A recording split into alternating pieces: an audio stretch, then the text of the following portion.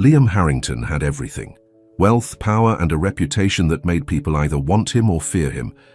But when a call about his ailing grandfather leads him to a quiet care home, he meets Amara, a woman who sees past his billions. As their worlds collide, Liam must decide, will he fight for the empire he built or the love he never saw coming?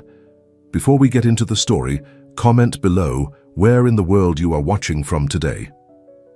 The glass elevator climbed 40 floors in seconds, carrying Liam Harrington to the top of the tower that bore his family name.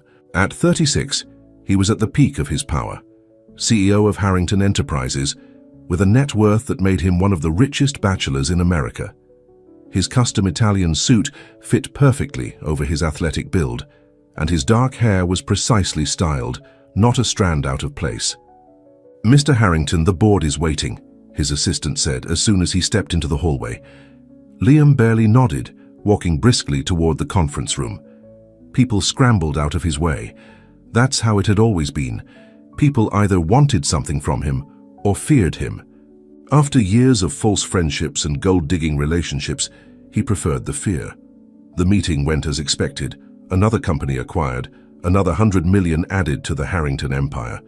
The board members smiled and nodded, but Liam knew they were just yes men who cared only about their year-end bonuses. "Great job, Liam," Victoria Chambers said afterward, her hand lingering on his arm a bit too long.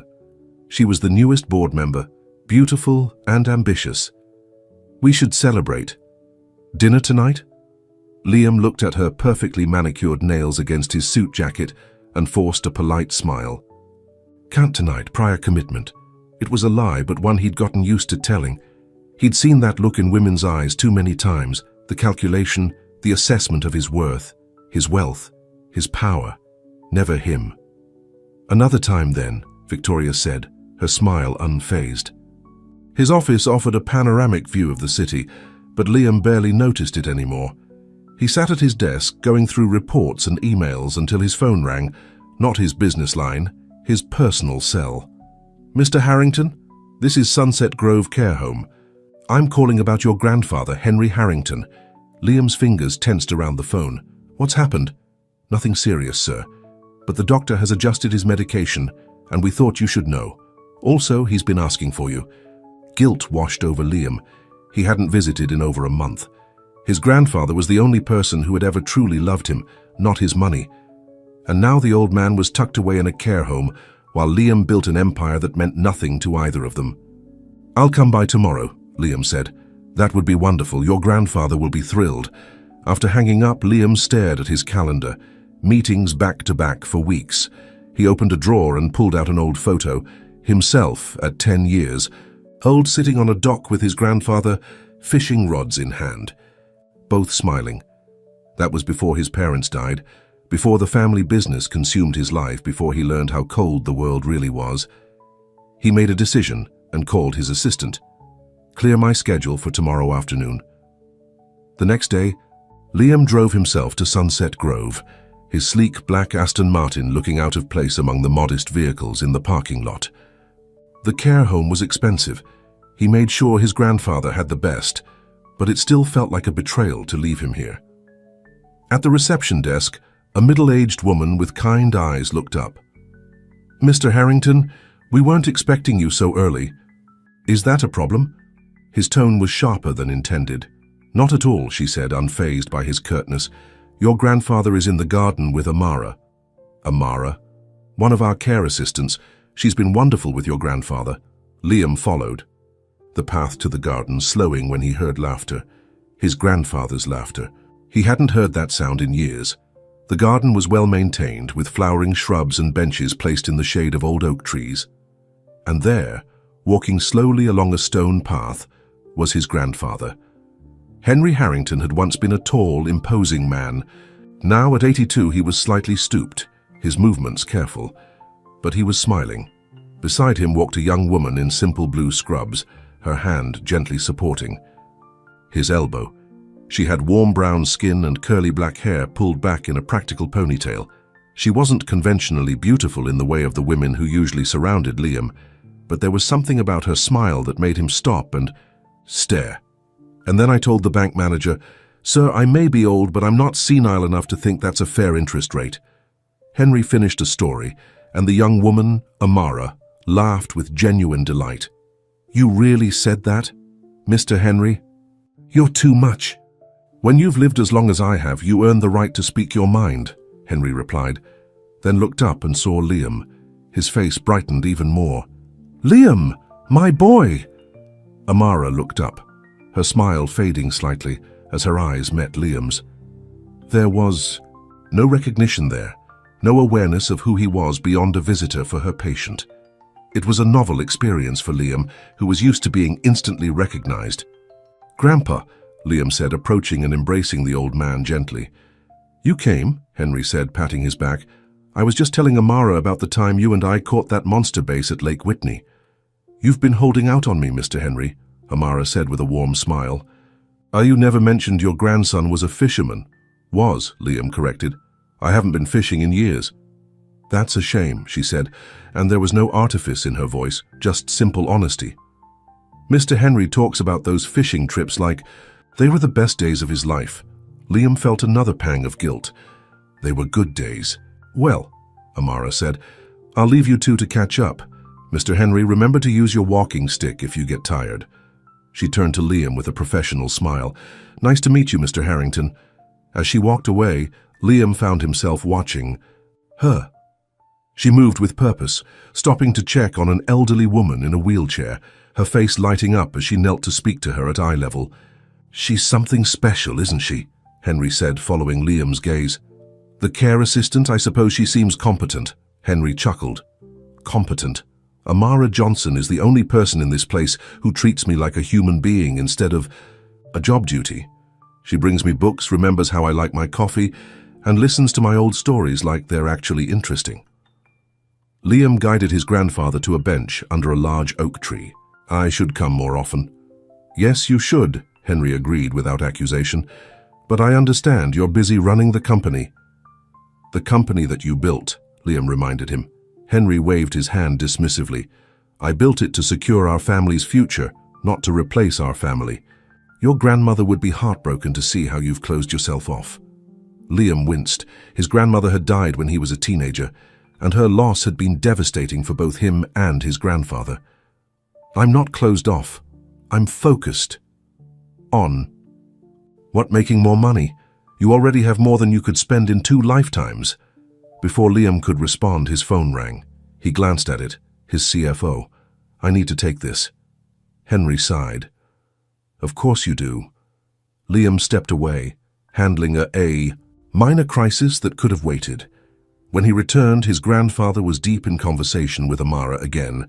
She had brought him a cup of tea and was showing him something on a tablet. Look at this, Liam, Henry called. Amara's showing me pictures of her community garden project. They're growing vegetables for the local food bank. Amara looked embarrassed.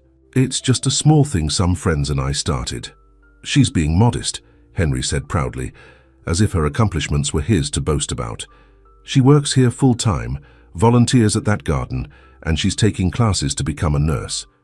That's impressive, Liam said, surprised at the sincerity in his own voice. Amara shrugged. Just trying to make a difference where I can. She checked her watch. I should get back to work. Your grandfather has physical therapy in half an hour, Mr. Harrington. Liam, he corrected automatically. She nodded with a polite smile that didn't reach her eyes. Liam. As she walked away, Henry chuckled. She doesn't like you very much. What? Why wouldn't she like me? She doesn't even know me. Exactly. You're just another rich relative who rarely visits. Henry's eyes twinkled with mischief. She's got your number, my boy. That's ridiculous, Liam muttered, but he found himself glancing in the direction she had gone. They spent another hour together, Henry sharing stories about his fellow residents and the daily routine at Sunset Grove. When it was time for his therapy session, Liam walked him to the recreation room. Come back soon, Henry said, gripping Liam's hand with surprising strength. And next time, bring your fishing rod. There's a pond here. Nothing like Lake Whitney, but the company makes all the difference. I will, Liam promised, meaning it. On his way out, he passed the reception desk again, where Amara was updating some files on a computer. Without overthinking it, he stopped, "Excuse me, Amara?" She looked up, surprised. "Yes, Mr. Harrington." "Liam," he corrected again. "I wanted to thank you for taking such good care of my grandfather. I'm just doing my job," she said, but then softened. "But you're welcome. Your grandfather is a wonderful man." "Yes, he is," Liam agreed. "Tell me about this community garden." He seemed very impressed. Amara's expression transformed as she spoke about the project, her passion evident. "We converted an empty lot in my neighborhood. It's not much yet, but we've got tomatoes, peppers, and herbs growing. The plan is to provide fresh produce to families who can't afford it." "That's admirable," Liam said. "Do you need funding?" Her smile faded slightly. "We're doing fine, thanks. It's a community effort. Money helps, but hands in the dirt matter more." Liam wasn't used to having his offers of financial assistance rebuffed. It was typically the first thing people wanted from him. "Well, if you change your mind, I'll be sure to let you know," she finished politely, effectively ending the conversation by turning back to her computer, dismissed by a care assistant. Liam found himself both irritated and intrigued as he walked to his car. That evening, instead of returning to the office as planned, Liam went home to his penthouse apartment. The space was immaculately designed, all clean lines and modern art, but devoid of personal touches. He poured himself a scotch and walked to the floor-to-ceiling windows overlooking the city lights. His mind kept returning to the care home, to his grandfather's happiness at seeing him, to Amara Johnson's genuine smile when she spoke about her garden, and how that smile had dimmed when she looked at him. On impulse, he opened his laptop and searched for community gardens in the city. There were several, but after cross-referencing, with information about food banks, he found what was likely Amara's project in a working-class neighborhood across town. The website was simple but effective, with pictures of volunteers working in raised garden beds and children learning about composting. There she was in one photo, laughing as she helped a young boy plant seedlings. Her curly hair escaped from its ponytail, dirt smudged on her cheek. She looked real, authentic in a way the people in Liam's world rarely were. His phone rang, breaking his concentration. It was Victoria Chambers again. "Liam, some of us are having drinks at Skyline. Join us? We're celebrating the Anderson merger." He almost declined automatically, but then thought of the evening ahead. Him alone in his pristine, empty apartment with only his thoughts for company. "I'll be there in 30 minutes, he said. Skyline was an exclusive rooftop bar frequented by the city's elite. Victoria had secured a prime table with a view of the harbor, surrounded by the usual crowd of executives and socialites. She greeted Liam with a kiss that lingered near the corner of his mouth. "We weren't sure you'd come," she said, her hand on his arm again. "You've been so unavailable lately." "I had some personal matters to attend to," Liam said, accepting a glass of champagne from a passing waiter. "Nothing serious, I hope," Victoria said, but her eyes suggested she wasn't particularly concerned. "My grandfather," Liam found himself saying. "I visited him today." "How sweet," she replied, her tone making it clear she found it anything but interesting. Now, about the next acquisition target. The evening proceeded predictably. Business. Talk, subtle flirtations, everyone trying to position themselves advantageously. Liam played his part, discussing strategies and accepting compliments on the latest merger, but he felt oddly disconnected from it all. At one point, he found himself at the bar ordering another drink when his CFO Robert joined. "Him. Chambers has her eye on you," Robert commented. "Smart move. Her family connections could be useful for the European expansion." Liam looked across the room at Victoria, who was watching him while pretending to listen to another conversation. "Is that how you see relationships, strategic business moves?" Robert laughed. "In our world, what else would they be? We're not exactly the type to find true love at the corner coffee shop." The comment stayed with Liam as he made his excuses and left earlier than expected. In his car, instead of heading home, he found himself driving toward the address he'd seen on the community garden website. It was nearly 10 p.m. when he parked near the fenced lot. The garden was dark and locked up, of course. What had he expected? That Amara would be there, working late by moonlight? That he'd have some romantic movie moment where he could offer to help and show her he wasn't just another rich jerk.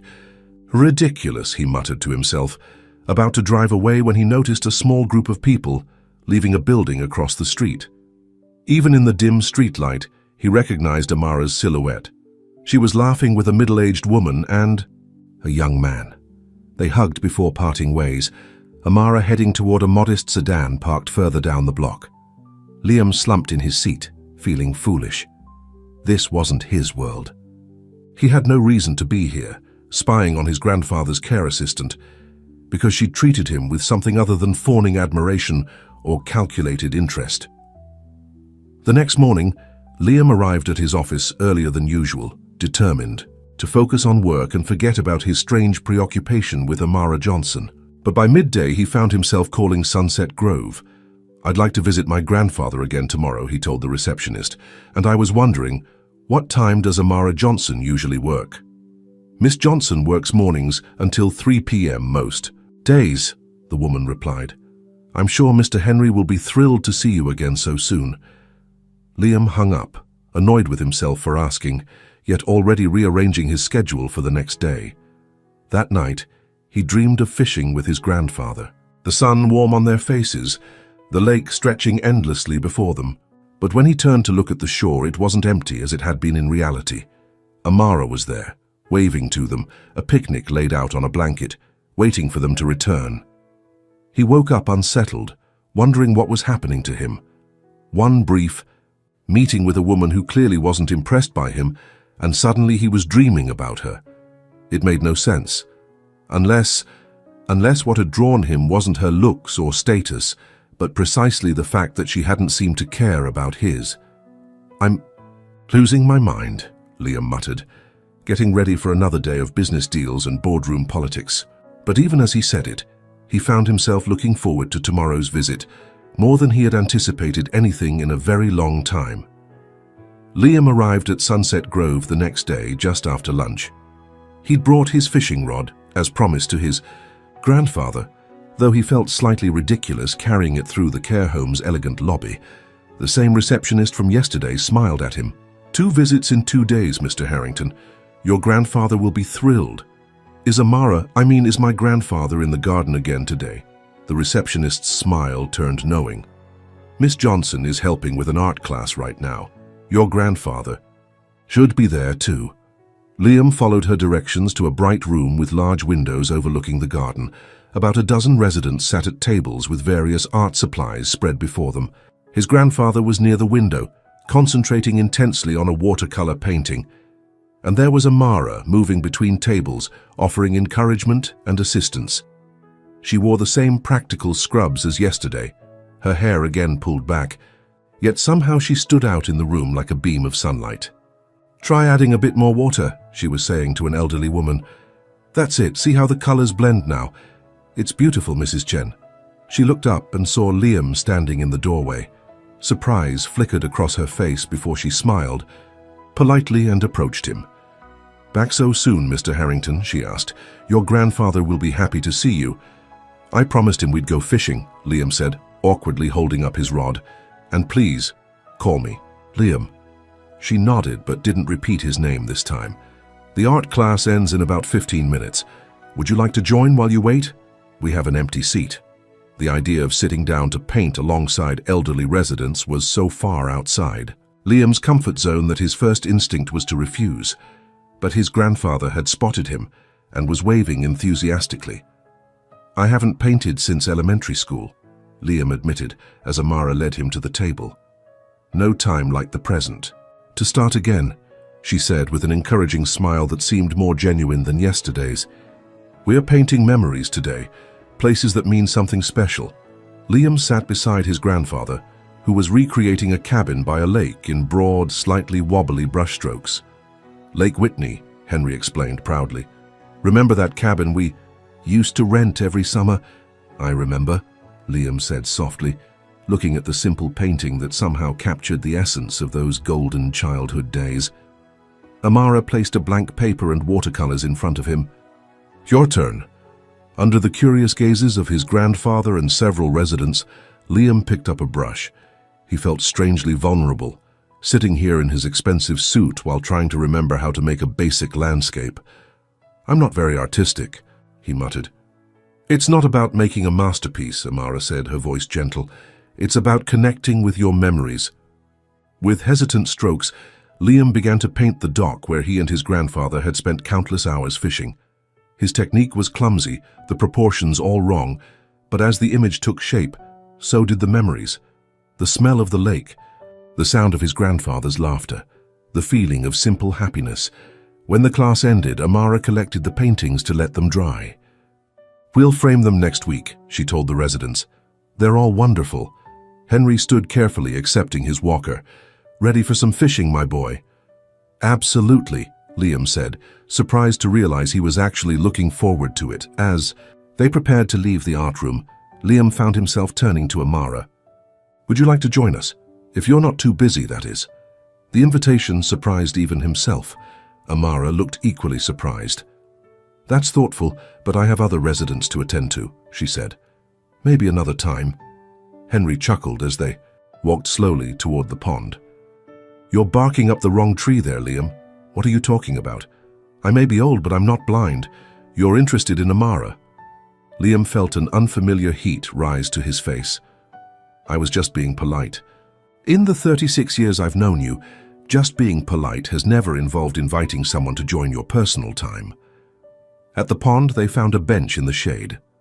Liam helped his grandfather sit comfortably before baiting their hooks and casting the lines into the water. "She's not like the women you usually surround yourself with," Henry continued, clearly enjoying his grandson's discomfort. "I hardly know her," Liam protested. "Exactly my point. The ones you date, do you ever really know them? Or do they just fit a certain mold? Beautiful, sophisticated, connected to the right people?" Liam didn't answer, watching his line bob in the water. His grandfather was right, of course. His relationships had always been superficial, more about social standing than genuine connection. "You know," Henry said after a comfortable silence, "your grandmother was a waitress when I met her." Liam looked up in surprise. "What? I thought—" "Grandma was from a banking family," Henry laughed. "That's the story your mother preferred. The truth is, I stopped at a diner after a business meeting went bad. Ruth served me coffee and apple pie and told me to stop looking like the world had ended. By the time I finished that pie, I knew she was special. Why haven't you ever told me this? Your parents had certain ideas about our family's image. After they died, it didn't seem important to correct the story." Henry's eyes grew distant with memory. "Ruth never cared about the business or the money. She cared about people, like Amara does." They fished in silence for a while, neither catching anything but both enjoying the peaceful moment. Eventually, Henry's energy began to wane, and Liam helped him back to his room. "Will you come again tomorrow?" Henry asked hopefully. "I have meetings in the morning, but I'll come in the afternoon," Liam promised. As he was leaving, he passed the garden where Amara was helping an elderly man with a walking exercise. "Leaving already?" she asked when she saw him. "Grandpa got tired, but we had a good time at the pond." "Did you catch anything?" "Just memories," Liam said, surprising himself with the sentiment. Amara smiled, a real smile that reached her eyes. "Those are the best kind. I wanted to ask you," Liam began, but was interrupted by his phone buzzing. "Victoria Chambers." He silenced it. "Sorry about that." "Important business?" Amara asked, her expression closing slightly. "Nothing that can't wait." Liam put the phone away. "I noticed your community garden project could use some proper irrigation. I'd like to help." Her eyebrows rose. "Did you research me, Mr. Harrington?" The use of his formal name again wasn't lost on him. "I was curious about the project my grandfather mentioned, and you immediately thought of throwing money at it," she said, not unkindly but with a directness that few people ever used with him. "Not just money," Liam said. "I'd like to help, personally." Now she looked genuinely surprised. "You want to work in a community garden? Is that so hard to believe? Honestly?" "Yes." She gestured at his perfectly tailored suit. "You don't strike me as someone who enjoys getting his hands dirty." "Maybe there's more to me than you think," Liam said, holding her gaze. A flicker of something, interest perhaps, crossed her face before she shook her head. "The garden workday is Saturday morning, 8 to noon. If you're serious, you can come, but leave your checkbook at home." Before he could respond, she was called away by another staff member. Liam watched her go, already mentally rearranging his Saturday schedule. The rest of the week passed in a blur of meetings and contracts. Liam visited his grandfather daily, always timing his visits during Amara's shifts. Each day he learned a little more about her, that she lived with her younger sister, that she sang in a community choir, that she had a weakness for chocolate, chip cookies that the care home's kitchen staff made special for her. Henry watched these interactions with amused interest, often finding excuses to leave them alone together.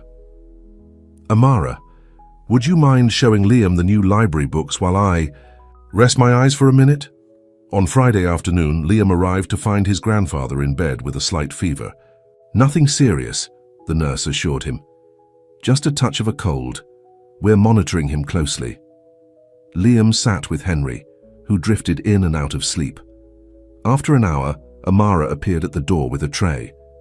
"I brought his favorite tea," she said softly. "How is he doing?" "The same. They say not to worry, but it's normal to worry about people we love," Amara said, placing a gentle hand on his shoulder. The simple touch of comfort was so unexpected that Liam found himself at a loss for words. "Thank you for being here for him," she continued. "It means more than you know." "I should have been here more all along," Liam admitted. "I've been so focused on running the company." "You're here now," Amara said. "That's what matters."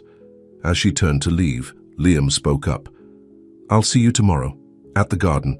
She paused at the door. 8 a.m. sharp. "Wear clothes you don't mind getting dirty." For the first time, she gave him a teasing smile. "If such things exist in your wardrobe." Saturday morning found Liam standing awkwardly at the entrance to the community garden, wearing the most casual clothes he owned. Dark jeans that still looked expensive, and a simple button-down shirt with the sleeves rolled up. He'd even stopped for coffee on the way, picking up an extra cup with the vague hope of earning brownie points. The garden was already bustling with activity. Children ran between raised beds, adults were turning soil and planting seedlings, and a group of teenagers was constructing what looked like a new compost bin. Liam didn't see Amara at first and wondered if she'd worked the night shift and wouldn't be coming. Then he heard her laugh, that same warm, genuine sound that had first caught his attention at Sunset Grove. She emerged from a small shed carrying trays of seedlings, wearing faded jeans with holes at the knees, a loose t-shirt, and a bandana. Holding back her curls, she spotted him and did a double take, clearly surprised he had actually shown up. Making her way over, she balanced the trays against her hip. "You came," she said, sounding impressed despite herself. "I said I would." He held out the coffee. "I brought this for you." "Thanks." She shifted the trays to accept the cup. "How's your grandfather today?" "Better. His fever broke overnight." Liam took one of the trays from her. "Where do these go?" Amara led him to an empty, raised bed. "These are tomato seedlings. They need to be planted about 12 inches apart." She demonstrated the technique, digging a small hole, gently placing the seedling inside, covering the roots with soil and watering it carefully. Liam watched attentively before trying himself. His first attempt was clumsy, the plant listing to one side. "Not bad for a first try," Amara said encouragingly. "Maybe focus less on keeping your genes clean and more on supporting the plant's roots." "These genes are already a lost cause," Liam said, noticing the dirt smudges on his knees. Strangely, he didn't mind. They worked side by side, planting all the tomato seedlings. Liam's technique improved with each one, and he found himself enjoying the simple, purposeful work. Around them, the garden buzzed with community energy, people of all ages working together, sharing tools and advice, laughing and chatting. "How did all this get started?" Liam asked as they moved on to pepper plants. 3 years ago, this was just an empty lot collecting trash," Amara explained. "My sister Maya and I grew up 2 blocks from here, and we always talked about how the neighborhood needed more green space. When the city offered community garden grants, we applied. You built all this in 3 years." "With a lot of help," she said, gesturing around. "Everyone here volunteers their time. The food we grow goes to local families and the food bank. Last year, we produced almost 2,000 pounds of fresh vegetables." That's impressive, Liam said sincerely. It's not running a billion-dollar corporation, Amara said with a shrug, but it feeds people. Liam looked around at the thriving garden. This might be more important than what I do. Amara studied him curiously. You really mean that, don't you? Before he could respond, they were interrupted by a teenage girl. Amara, we need help with the irrigation system. It's leaking again. I'll be right there, Amara said, then turned back to Liam. Duty calls? Can you finish these peppers? I think I can handle it, he said with more confidence than he felt. For the next 2 hours, Liam worked steadily, planting peppers, then helping a group of children with a strawberry patch. His shirt was dirty, his hands were caked with soil, and he had a sunburn developing on the back of his neck, but he felt more satisfied than he had after closing billion-dollar deals. When lunch break was called, everyone gathered around a long table set up under a tree. People had brought dishes to share, homemade salads, sandwiches, cookies, and pitchers of lemonade. Liam felt awkward, having brought nothing, but Amara handed him a plate. First-timers get a free pass, she said. Next time, bring something to share. Next time. The casual implication that he would return warmed him in a way he hadn't expected. Is that Liam Harrington? A woman about Amara's age approached them, eyes wide with recognition. Maya, this is Liam, Amara said. Liam, my sister Maya. Your sister who runs the social media for the garden? Liam asked, remembering the website. That's me, Maya confirmed, still looking at him with open curiosity. So you're Henry's grandson. Amara's told me about you. All good things, I hope, Liam said, glancing at Amara, who suddenly seemed very interested in her sandwich. Interesting? Things, Maya corrected with a mischievous smile. Like how you show up at Sunset Grove every day now, always during my sister's shift. Maya, Amara warned. What? I'm just making conversation. Maya turned back to Liam. So, billionaire CEO, by-week community gardener by weekend? That's quite the contrast. I'm just helping out, Liam said modestly. Well, we appreciate it, Maya said. I've got to help with the compost demonstration, but we should talk more later. I have so many questions. As Maya walked away, Amara groaned. I apologize for my sister. She has no filter. I like her, Liam said. She reminds me of you. Haha, Maya is the outgoing one. I'm the reserved sister. You? Reserved? Liam chuckled. You called me out the first day we met? Amara looked embarrassed. About that, I might have judged you too quickly. Based on? The suit, the car, the way you barely looked at the other residents when you visited. Liam couldn't deny any of that. Fair points. I haven't exactly been grandson of the year, but you've been here every day this week, Amara acknowledged. That counts for something. After lunch, the work continued. Liam helped build a trellis for climbing beans, taking direction from a retired carpenter who seemed unimpressed by Liam's status but appreciative of his willingness to learn. By the end of the day, Liam was exhausted but strangely energized. As people began to pack up, he helped Amara store tools in the shed. Will your grandfather be expecting you today? She asked. I told him I'd come by this evening, Liam said. But I have time if you need more help here. Amara hesitated. Actually, I was heading to visit him too. I sometimes stop by on my days off to bring him books. We could go together if you want. The idea of spending more time with Amara, even at Sunset Grove, was appealing. I'd like that. Great. Let me just clean up a bit first. I can't show up looking like this. While Amara went to wash up, Maya cornered Liam by the garden gate. So, what are your intentions with my sister? She asked without preamble. Excuse me? You've been visiting your grandfather every day during Amara's shifts for a week, and now you show up here on a Saturday when you could be on a yacht or whatever billionaires do on weekends. I wanted to help with the garden, Liam said, trying to sound casual. Maya gave him a skeptical look. Right, and it has nothing to do with the fact that you're interested in Amara. Is it that obvious? Only to everyone with eyes, Maya said with a laugh.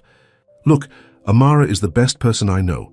She works too hard, cares too much, and never puts herself first. If you're just looking for a challenge because she didn't swoon at your fancy car. It's not like that, Liam interrupted, surprised by his own sincerity.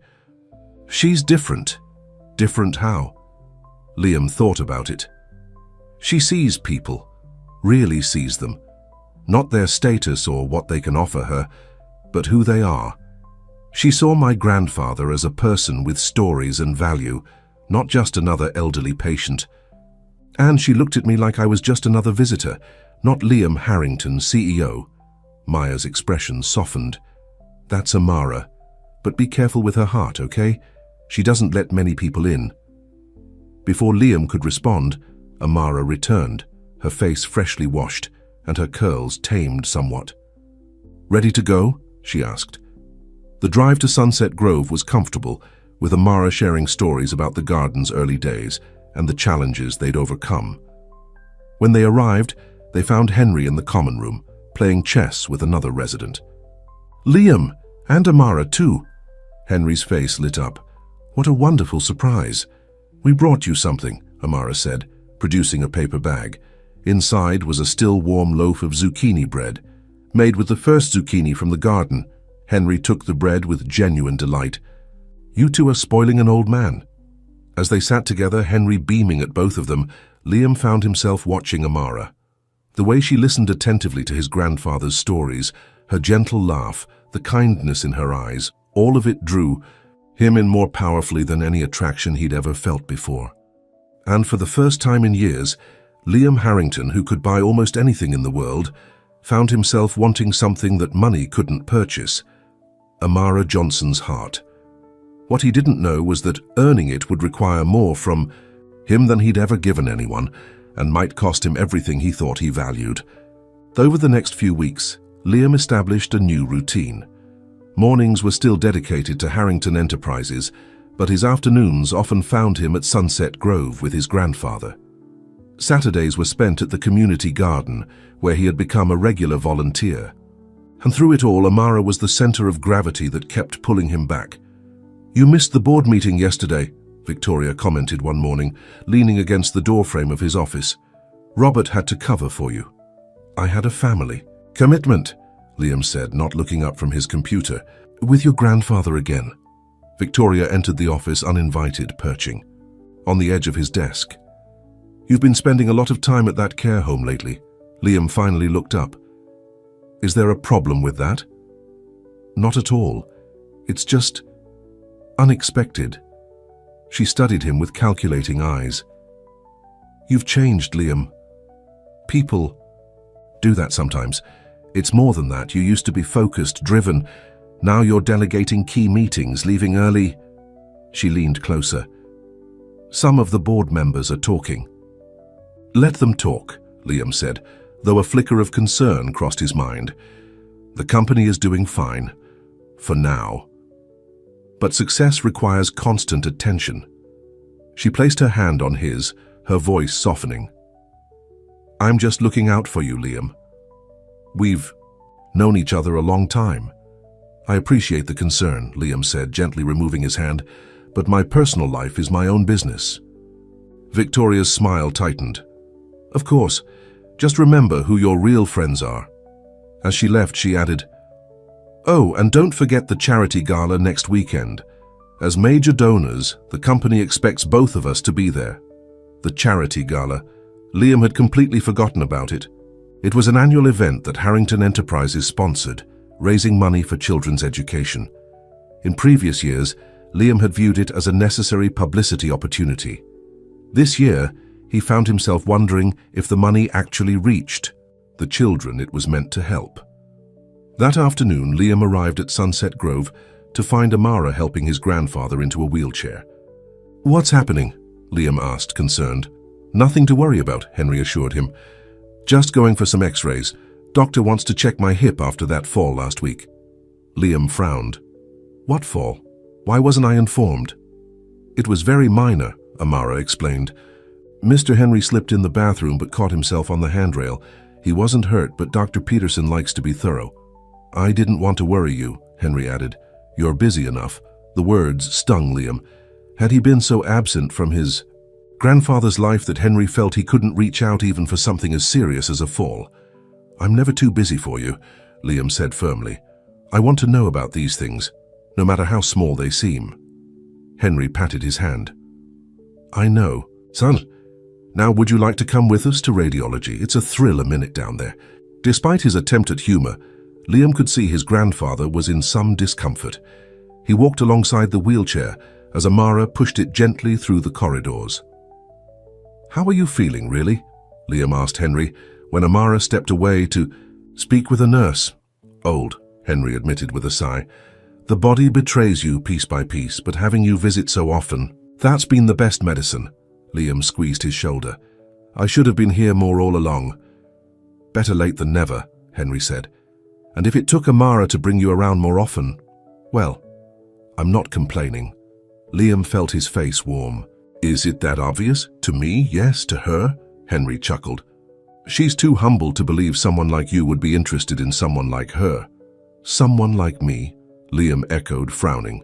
Rich, powerful, surrounded by beautiful socialites. Henry shrugged. You have to admit, you two come from different worlds. Before Liam could respond, Amara returned. They're ready for you, Mr. Henry. It should only take about 30 minutes. I'll be here waiting, Liam promised. As the radiology technician wheeled Henry away, Liam and Amara were left alone in the waiting area. So, Liam began, my company sponsors an annual charity gala next weekend. It raises money for children's education programs. That sounds worthwhile, Amara said. I was wondering if you'd like to attend with me. Amara looked startled. A gala? I don't exactly have gala-appropriate clothes in my closet. That's not a problem. I could buy me something? She finished, her expression cooling. No, thank you. Liam realized his mistake immediately. That's not what I meant. Liam, Amara interrupted gently. What are we doing here? What do you mean? This. She gestured between them. You visiting every day, volunteering at the garden, now inviting me to fancy events. Where is this going? The direct question caught him off guard. In his world, people rarely spoke so plainly about intentions. I enjoy spending time with you, he said carefully. And I enjoy your company too, Amara admitted, but we come from completely different worlds. You run a multinational corporation. I work at a care home and volunteer at a community garden. Why does that matter? Because it does, she said simply. Your world is full of people like that woman. Who called you twice during our last lunch together? Who was she? Victoria, she's just a board member who calls you on weekends and whose name makes you frown when it appears on your phone. Liam hadn't realized Amara had. Notice that? It's complicated, and that's my point, Amara said. Your life is complicated in ways mine isn't. You move in circles I've never even seen. That doesn't mean we can't… What? Date? And then what? You'd get tired of slumming it with the care assistant. Or worse, you'd try to change me to fit into your world. I would never do that, Liam protested. Amara's expression softened. Maybe not intentionally, but it's hard to bridge worlds that different. Before Liam could argue further, the doors opened and Henry was wheeled back out. All done, Henry announced. And I only complained a little bit. He was a model patient, the technician confirmed with a smile. The conversation with Amara remained unfinished as they returned Henry to his room.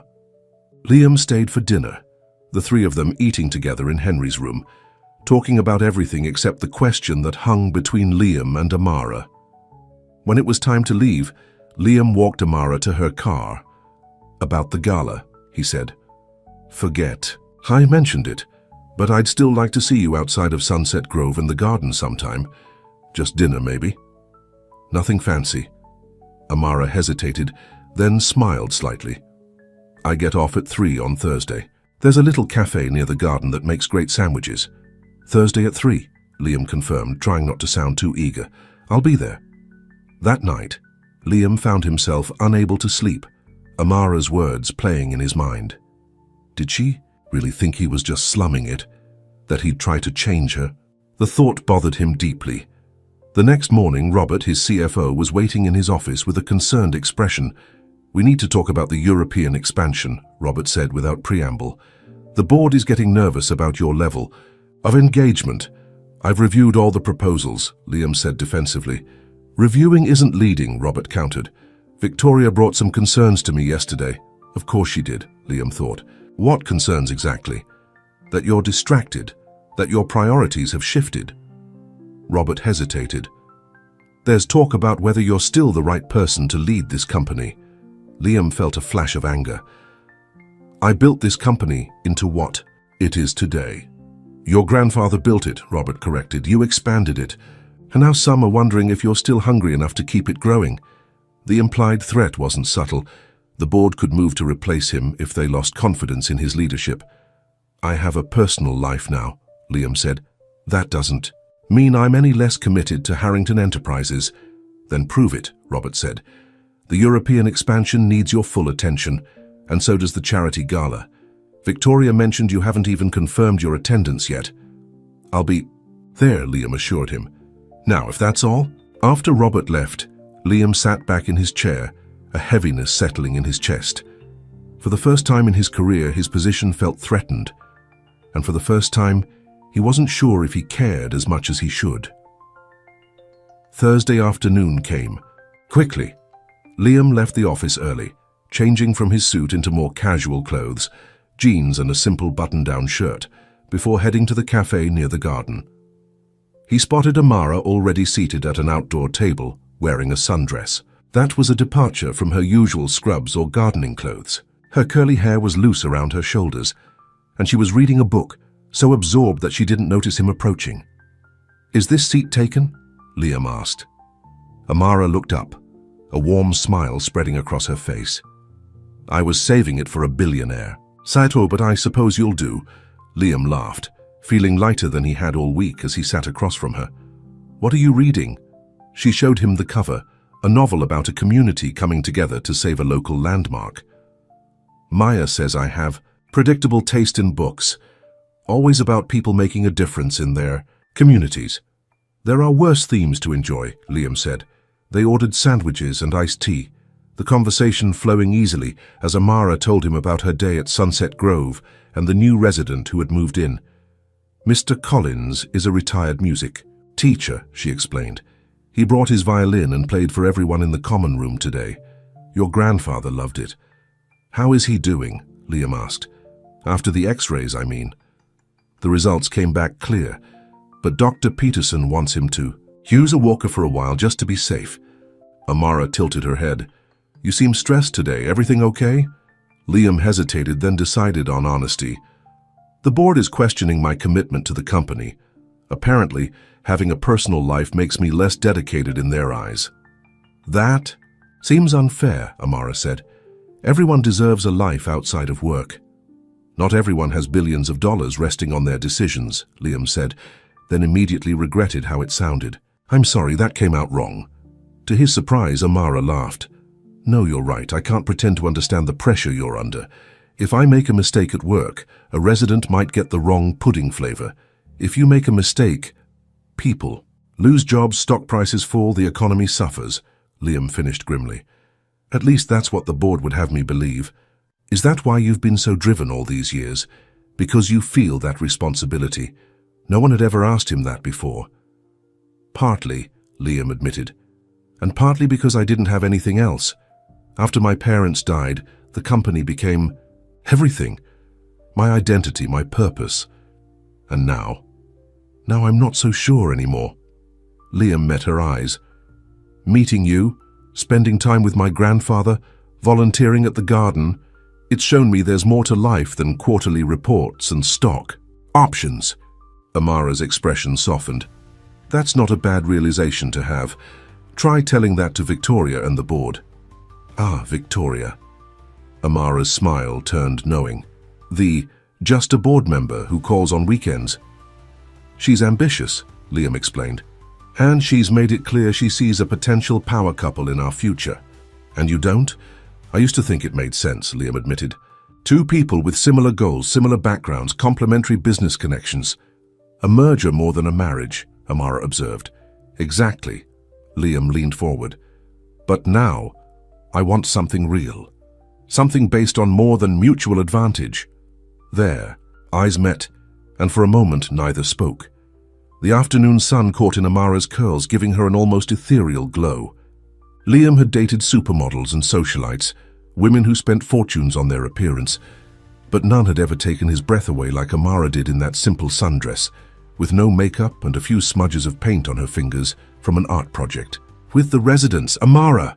a voice called, breaking the moment. They both turned to see Maya approaching their table. "I thought that was you." "Maya," Amara greeted her sister, looking slightly embarrassed. "What are you doing here?" "Meeting Javier to discuss the garden's summer festival." Maya looked between them with a barely concealed smile. "But I see you're busy. Don't let me interrupt your coffee date." "It's just lunch," Amara said quickly. "Mm-hmm." Maya's knowing look made Liam bite back a smile. "Well, don't let me interrupt." "Nice to see you again, Liam." As Maya walked away, Amara groaned. "Sorry about that."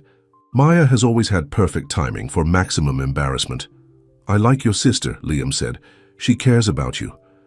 "Too much sometimes." Amara checked her watch. "I should get going soon.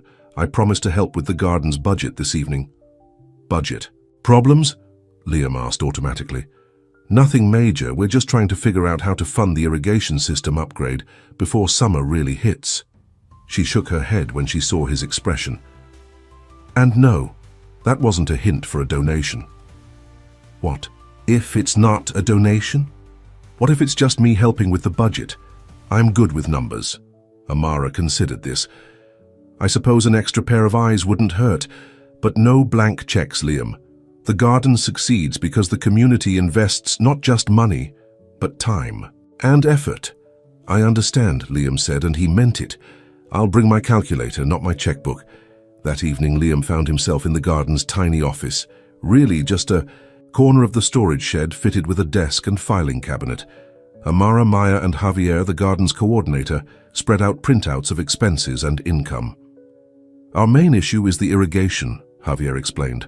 "The current system wastes water and isn't reaching all the beds evenly. We've got a quote for a more efficient drip system, but it's about $2,000 over our current budget." Liam reviewed the figures, impressed by how much they accomplished with so little. "What about applying for a matching grant? If the community raises half, a foundation might match it." "We've looked into those," Maya said. "The application process takes months, and we need the system before the summer heat kicks in." "What about a community fundraiser?" Liam suggested. "Something that brings in quick cash but also builds community involvement." "Like what?" Amara asked, curious. Ideas began flowing as they brainstormed together. By the end of the evening, they had a plan for a garden-to-table dinner event. Local restaurants would donate food prepared with garden produce, community members would pay for tickets, and they'd hold an auction for garden-themed gift baskets. "This could work," Javier said excitedly. "And Liam, if you're willing to help, organize the business side, approaching restaurants, handling the finances, that would be a huge help." "I'd be happy to," Liam said, surprised at how energized he felt by the project. After the meeting, Liam walked Amara to her car. "Thank you for letting me help," he said. "You had good ideas," Amara admitted. "And you didn't once try to just write a check, which I appreciate." "I'm learning," Liam said with a smile. "Slow but steady progress." Under the soft glow of a streetlight, Amara looked up at him, her expression thoughtful. "You know, when we first met, I thought you were just another rich guy who visited his grandfather out of obligation. I judged you without knowing you, and I'm sorry for that." "And what do you think now?" Liam asked softly. "Now I think there's a lot more to Liam Harrington than the CEO everyone sees." She hesitated, then rose on her tiptoes and kissed his cheek. "Good night, Liam." As she drove away, Liam touched the spot where her lips had been, feeling like a teenager after a first date. He was smiling all the way home. The next few days were a whirlwind of activity.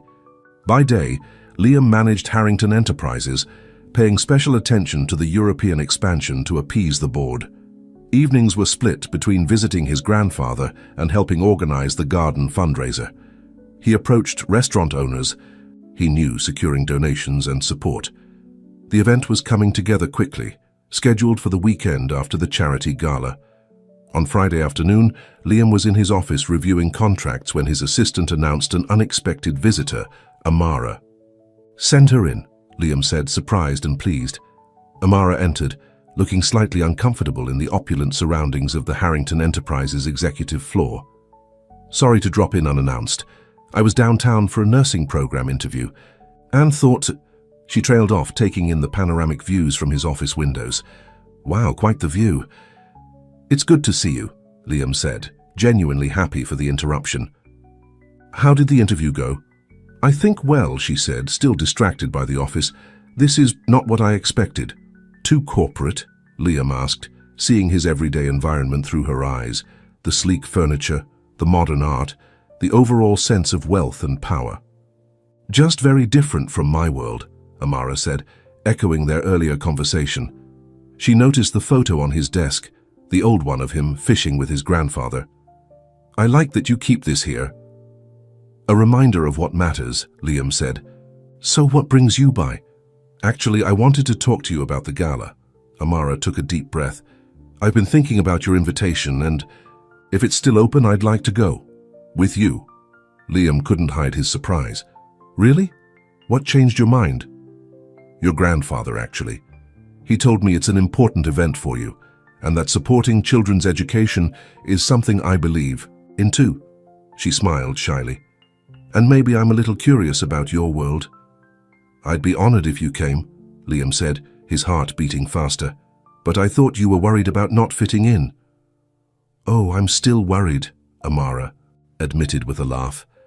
I have no idea what to wear or how to act at something like that, but sometimes you have to step outside your comfort zone, right?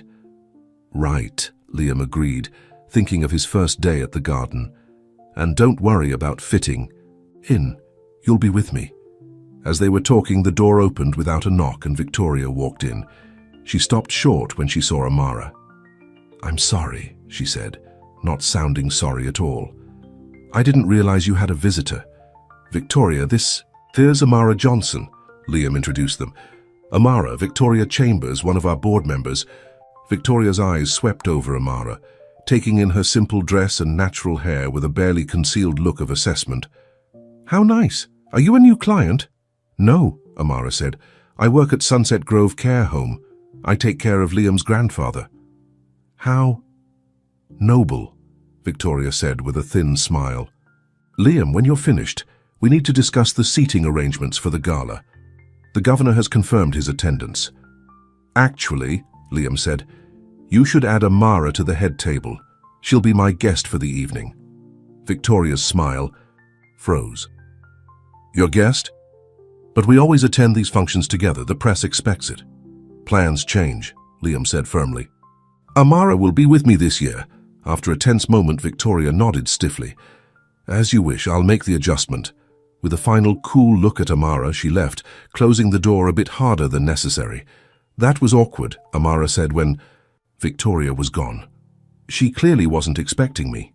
Don't worry about Victoria, Liam said, though he knew there would be fallout to deal with later. She seemed upset, Amara persisted. Are you sure this is a good idea? I don't want to cause problems for you. The only problem would be if you changed your mind, Liam assured her, taking her hand. I want you there, Amara. The rest doesn't matter. She squeezed his hand, still looking uncertain. If you're sure, I am. And in that moment, Liam realized it was true. He wanted Amara by his side, not just at the gala, but in his life. The thought should have terrified him. He who had kept everyone at arm's length for years. But instead it felt right, natural. What he didn't know was that the evening ahead would test that certainty in ways he couldn't imagine, and force him to choose between the world he had built and the woman who was changing his heart. The night of the charity gala arrived with a flurry of activity. Liam had offered to send a car for Amara, but she had insisted on driving herself, saying she wanted the option to leave early if she felt too uncomfortable. Liam waited at the entrance to the Grand Plaza Hotel, checking his watch anxiously. The eye. Red carpet was lined with photographers capturing the arrival of the city's elite. He had already fielded several questions about why he was standing outside rather than mingling inside. Just waiting for my date, he told them with a smile that revealed nothing. When Amara's modest sedan pulled up to the valet station, Liam felt his heart skip. She stepped out tentatively, looking both beautiful and nervous in a simple navy blue gown that she later told him she had borrowed from a friend. Her curly hair was swept up elegantly, with a few tendrils framing her face. She wore minimal makeup, just enough to enhance her natural beauty. "You look stunning," Liam said, taking her hand. "I feel like an imposter," Amara admitted quietly. "Everyone else arrived in limousines. You're the most genuine person here," Liam assured her. "That's worth more than any limousine." As they walked the red carpet, cameras flashed. Liam could hear the whispers. "Who is she?" "That's not Victoria." "Chambers. Is that his new girlfriend?" Inside, the ballroom was transformed into a glittering wonderland.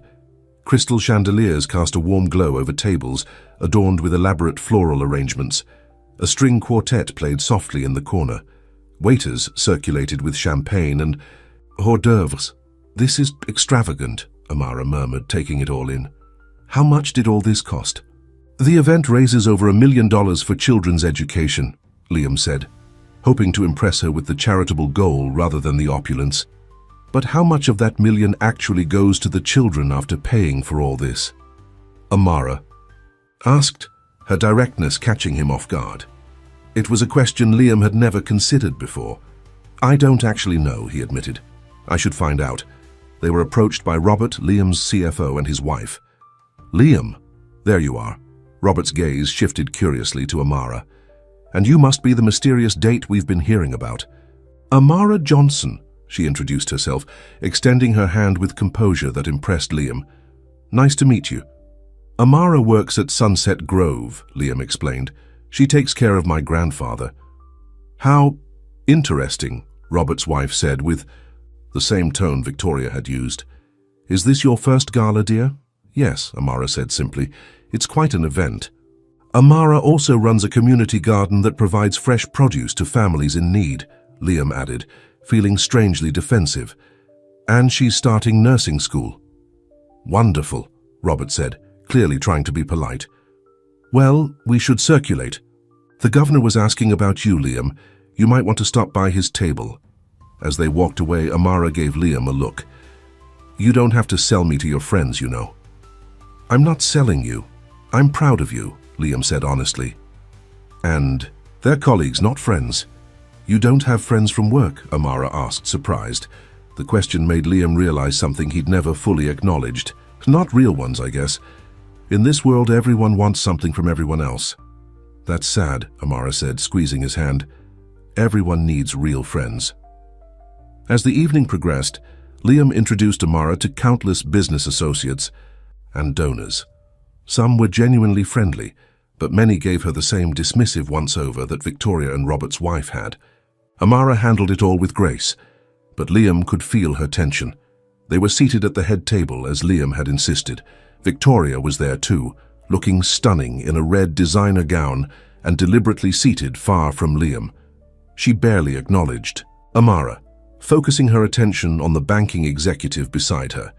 During dinner, the director of the Education Foundation gave a presentation about the programs the gala supported. Photos of smiling children filled the large screens around the ballroom. "These are the faces of our future," the director said. "With your generous donations, we're able to provide after-school programs, summer camps, and college scholarships to deserving students from underprivileged backgrounds." Liam glanced at Amara, who was watching intently, her expression thoughtful. "What are you thinking?" he whispered. "I'm wondering if any of these kids come from my neighborhood," she said softly, "because I've never heard of these programs being available there." Again, her perspective made Liam question something he'd always taken for granted. He made a mental note to look into the foundation's actual reach in the city's poorest areas. After dinner came the auction. Luxury items, exotic vacations, jewelry, rare wines were sold to the highest bidders, all in the name of charity. Liam usually participated enthusiastically, but tonight, with Amara beside him, he felt strangely conflicted about the extravagance. "And now," the auctioneer announced, "our final item of the evening.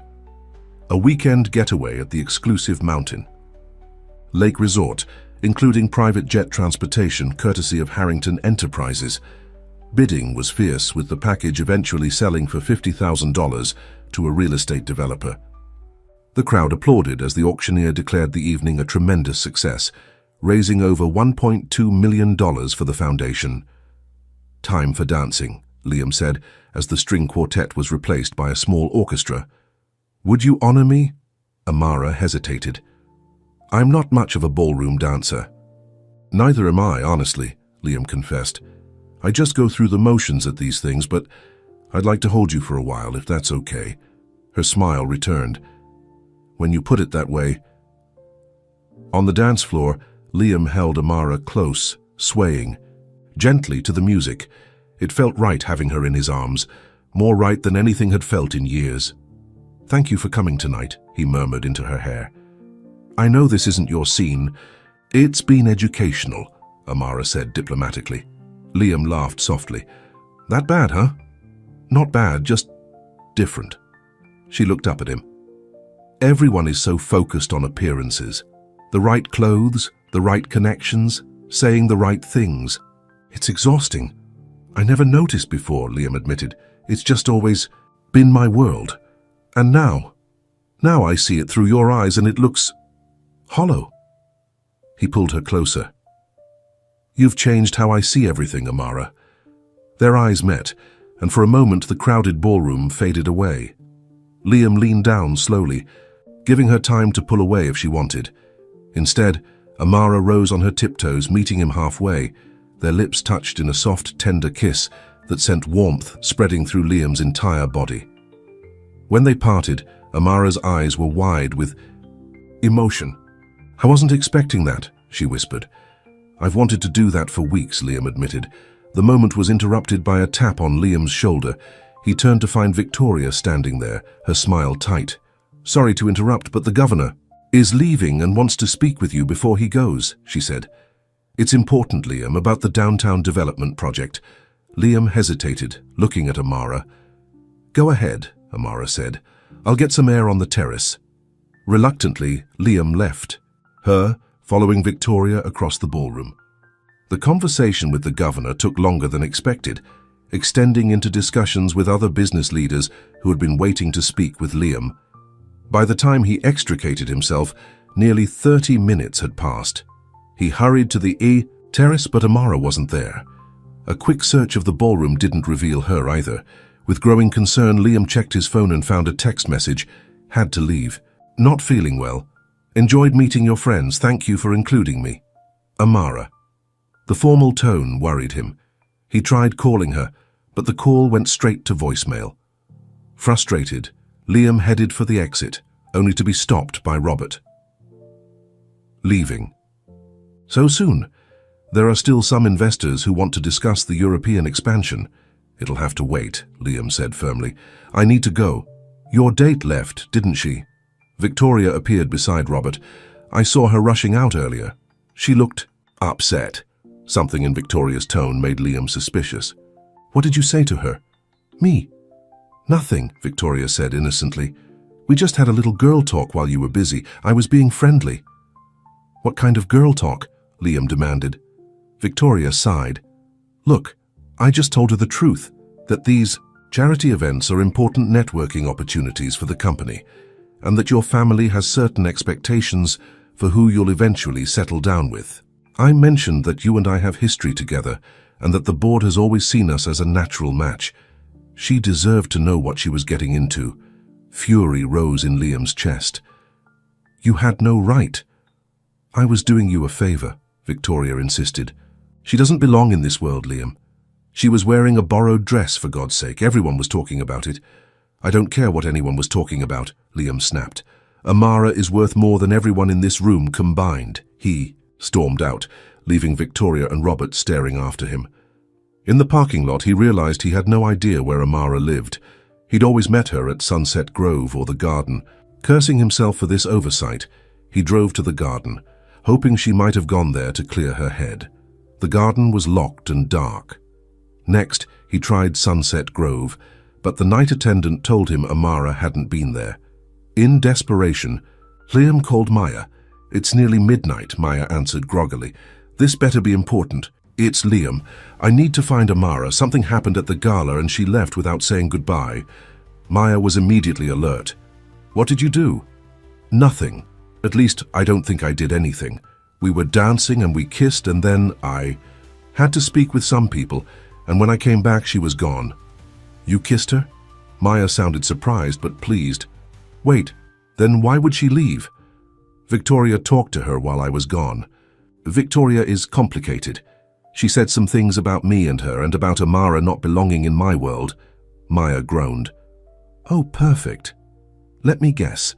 This Victoria is beautiful, rich, and exactly the kind of woman everyone expects you to be. With? Something like that, Liam admitted. And did you and Victoria ever? No. Well, there was one kiss at a Christmas party years ago, but it meant nothing. Liam ran a hand through his hair in frustration. I just need to talk to Amara. Please, Maya. Maya sighed. She's probably at home. She lives in the apartment above mine, too. You have a pen? Liam scribbled down the address Maya gave him, thanked her and drove across town to a modest apartment building in Amara's neighborhood. It was well after midnight when he knocked on her door. For a long moment, there was no response. Then he heard soft footsteps and Amara's voice. Who is it? It's Liam. Please, Amara, I need to talk to you. The door opened a few inches, revealing Amara in pajamas, her hair loose around her shoulders. She'd been crying. It's very late, she said quietly. I know and I'm sorry, but I couldn't leave things like this. Can I come in? Just for a minute. After a hesitation, Amara opened the door wider. Her apartment was small but cozy, filled with books, plants, and colorful throw pillows. It felt warm and inviting, like Amara herself. Why did you leave? Liam asked without preamble. Amara sat on her small sofa, pulling her knees up to her chest. I didn't belong there, Liam. Your friend Victoria made that very clear. Victoria is not my friend, Liam said firmly. And whatever she told you, she didn't tell me anything I didn't already know, Amara interrupted. She just confirmed it. You and I come from different worlds. Everyone at that gala saw it. The way they looked at me like I was some curiosity you'd brought along. I don't care what they think, Liam insisted, but you should. That's your world, Liam. Those are the people you do business with, the social circles you move in. Amara looked up at him, her eyes sad. Victoria said the board expects you to marry someone like her someday, someone who can be an asset to the company. The board doesn't decide who I love, Liam said, the words slipping out before he could consider. Its implications, Amara's eyes widened. Love? Liam, we barely know each other. I know enough, Liam said, sitting beside her and taking her hand. I know that when I'm with you, I feel more alive than I have in years. I know that you see the real me, not just the CEO or the billionaire. And I know that kissing you tonight felt like coming home.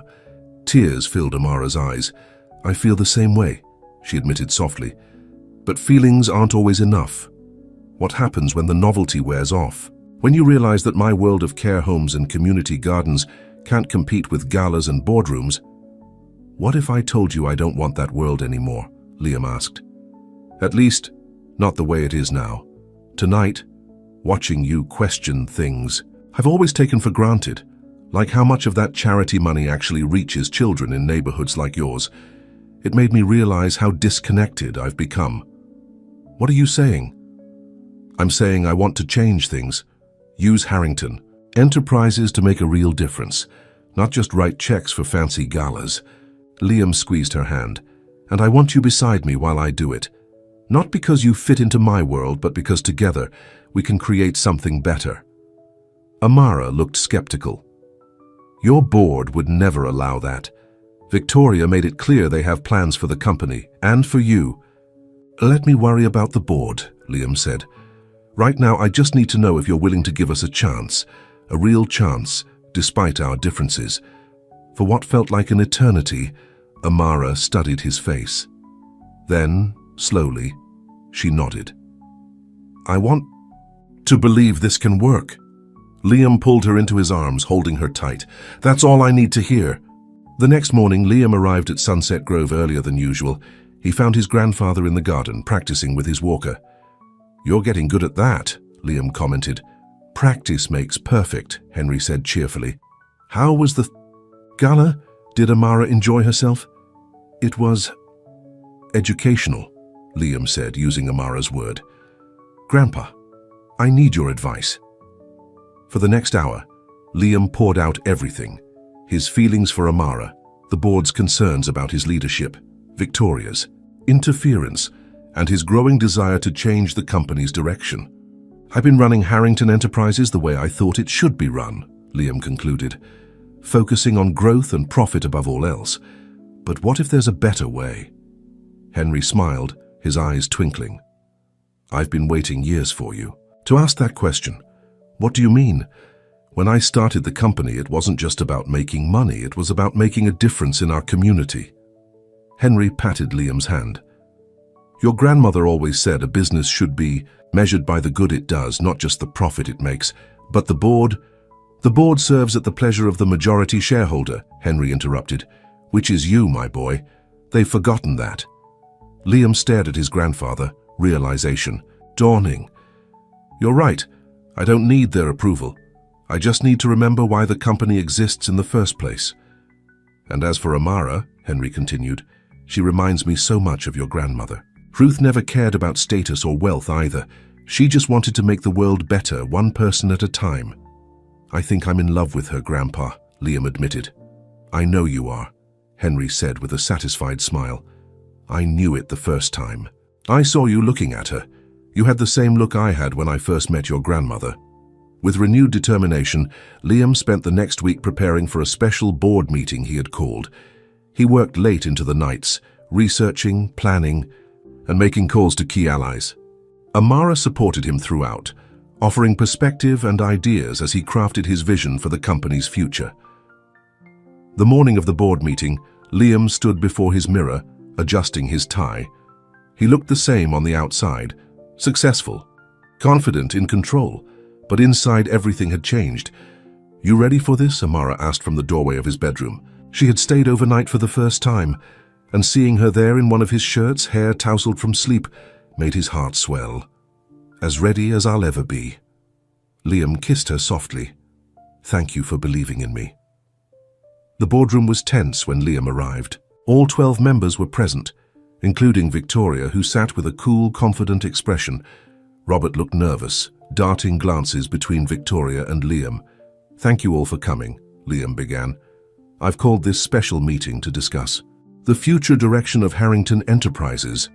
"Before you begin," Victoria interrupted, "the board has its own agenda item."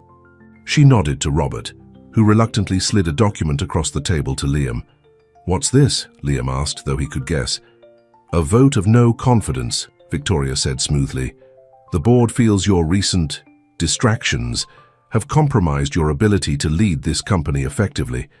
We're proposing a temporary transition of power to the executive committee while we search for a new CEO." Liam looked around the table. Some board members couldn't meet his eyes, while others looked resolute. "I see," Liam said calmly. "Well, before we vote on that, I'd like to introduce a guest." He walked to the door and opened it. "Please welcome Henry Harrington, founder of this company." Henry entered slowly, using his walker but standing as tall as his 82 years would allow. The board members murmured in surprise. "Henry, it's been too long," one of the older members said, rising to offer his hand. "We didn't expect you today." "I wouldn't miss it," Henry said. "My grandson has some important things to say, and I wanted to be here to support him." Liam returned to the head of the table. "As I was saying, we're here to discuss the future of Harrington Enterprises, but not the way you might think." For the next hour, Liam presented his vision, a restructuring that would maintain profitability while significantly increasing the company's investment in sustainable practices and community development. He proposed creating a new division focused specifically on affordable housing and education initiatives in underserved communities. "This isn't charity," Liam emphasized. "It's smart business for the long term. Studies show that companies with strong social responsibility outperform their peers over time." As he spoke, he could see the division in the room. Some board members were intrigued, while others, led by Victoria, remained skeptical. "This is a radical departure from our core mission," Victoria objected when he finished. "And it comes suspiciously soon after you started dating someone from a very different background. The board has to wonder if your judgment is being influenced by personal factors." "My judgment is being influenced by values," Liam corrected her. "Values that this company was founded on but has strayed from." "Exactly right," Henry spoke up.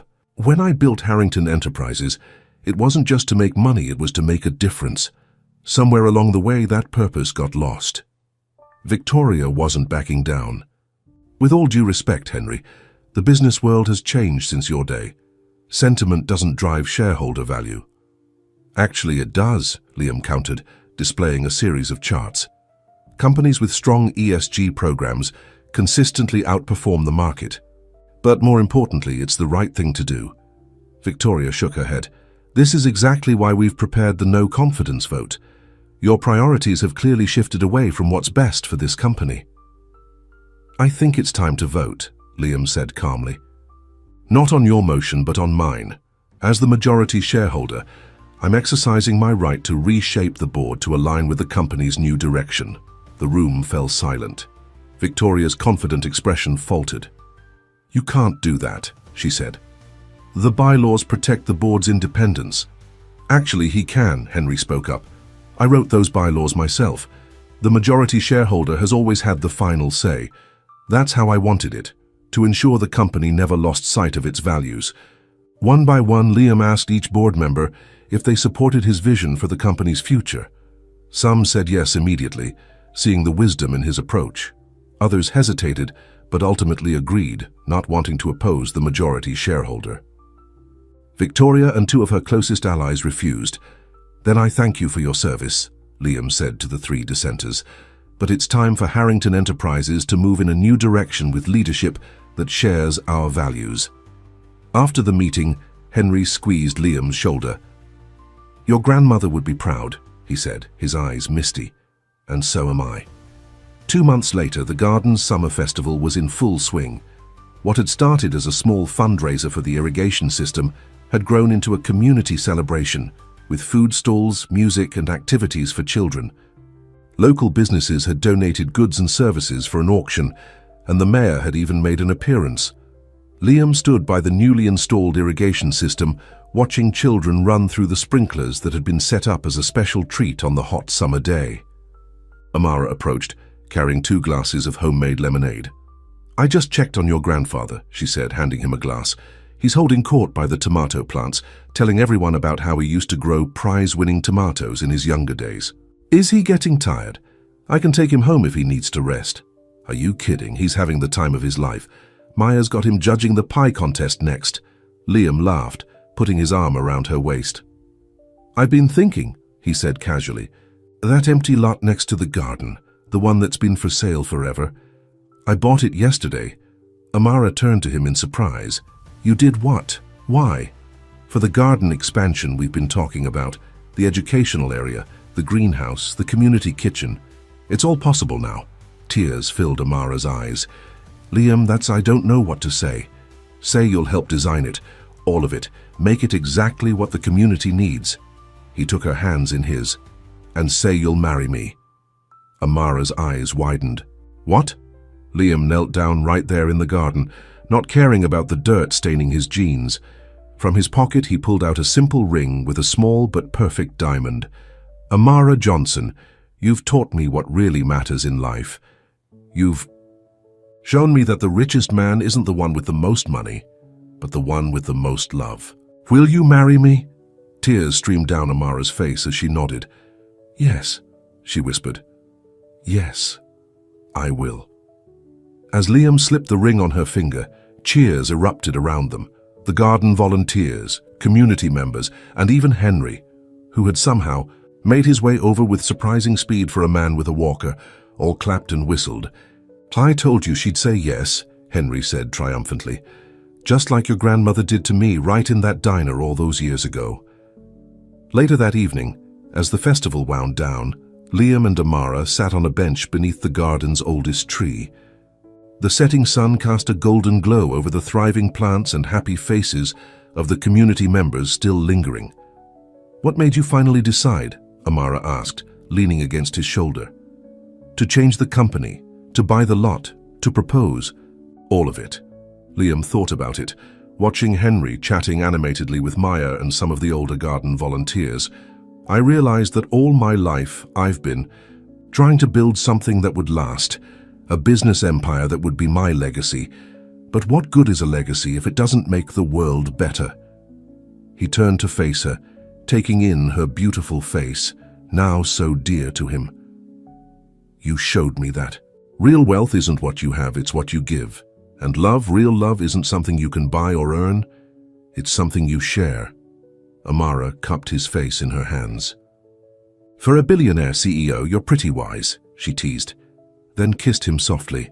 As the stars began to appear above them, Liam held the woman he loved in his arms, surrounded by the community that had become his own. For the first time in his life, Liam Harrington felt truly, completely rich, with the one thing his money could never buy, a heart full of love, freely given. The end.